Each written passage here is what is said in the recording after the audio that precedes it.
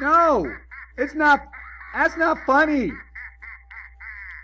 Well, maybe a little. All right. Hey, lesson number 10 here, subtracting rational numbers. So what we are doing here is we are continuing to not buy into that an addition sign means to add and a subtraction sign means to subtract. We have to analyze the problem first. Same signs, different signs.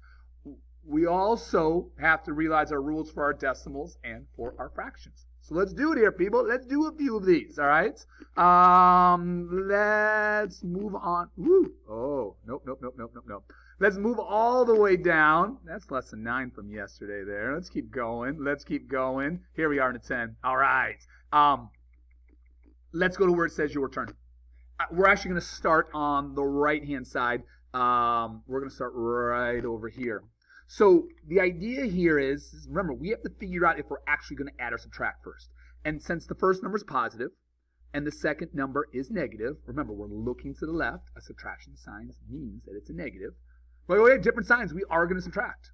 So because we're subtracting, bigger number first.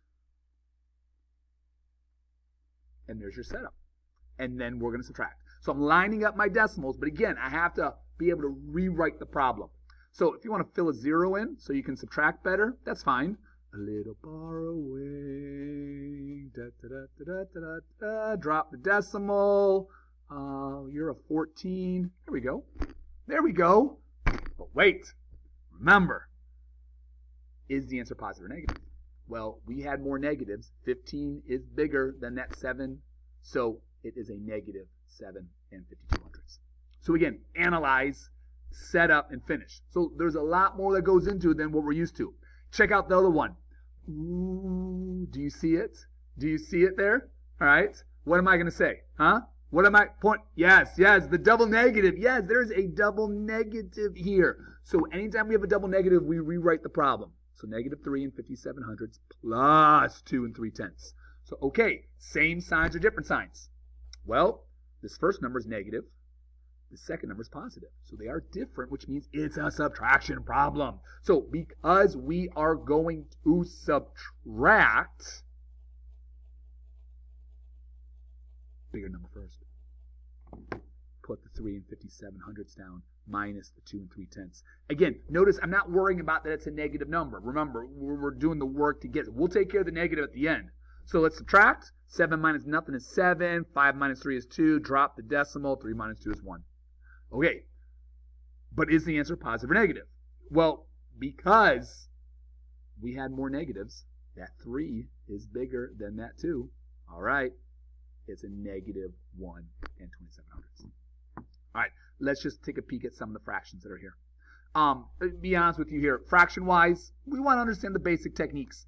But when you're dealing with these guys down the road, you're going to have calculator in hand. Okay. But like we said, it is something where we want to understand the basics, which is why we're just jumping into someone like this. Check it out.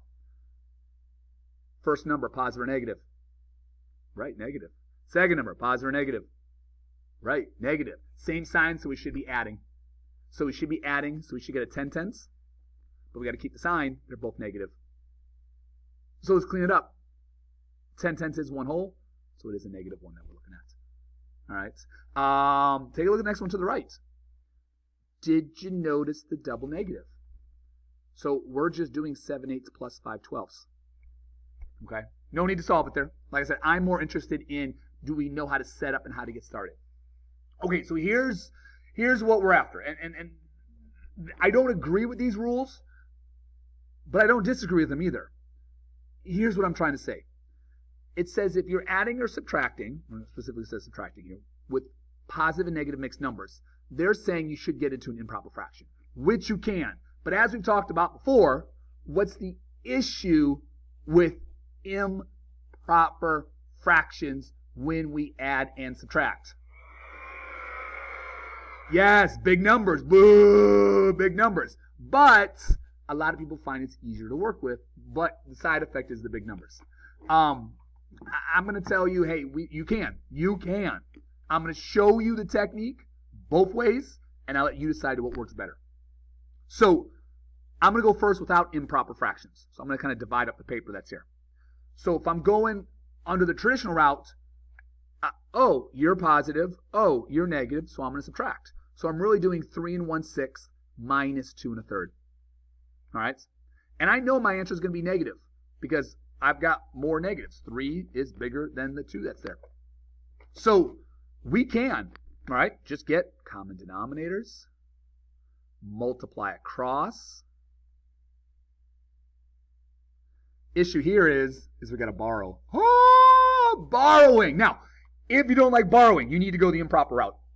That's just what you have to do every single time. All right. No, it's not dangerous like bees borrowing. Dangerous like bees. Ooh, danger, danger. No. It's not like that. Let's just kind of go through it there. When we borrow, we take 1 away from the whole number, and I got to add a whole. Well, when we add fractions, we want common denominators, which is why we choose 6, 6. So there we go. 1/6 plus 6/6 is 7/6. Now we can subtract.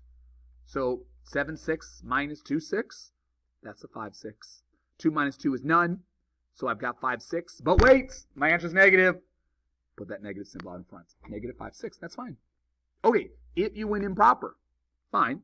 3 times 2 is 6. 6 plus 1 is 7. So you've got 7/3 minus.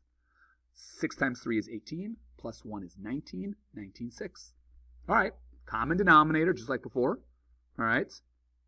Multiply by a 2, so 7 times 2 is 14. Multiply by a 1, so, all right, 19.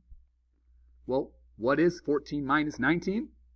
Negative 5 for negative 5/6. Same answer. So, I'm not going to tell you not to go improper. You can. I'm not going to tell you that you should switch improper. So, this is where we want to finish. Again, I'm always going to be kind of honest with you in, like, how often am I going to use this? The adding and subtracting rational numbers? Not a whole lot. No. So we want the basics of, am I actually adding, am I actually subtracting? But I tell you, people working with the high school students, no, you're going to be reaching for your calculator, and you're going to be using your calculator for it. Because the goal is to apply the use, not just get bogged down with the computation that's there.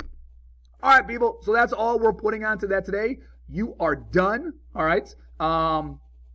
Yeah, let's get out of here.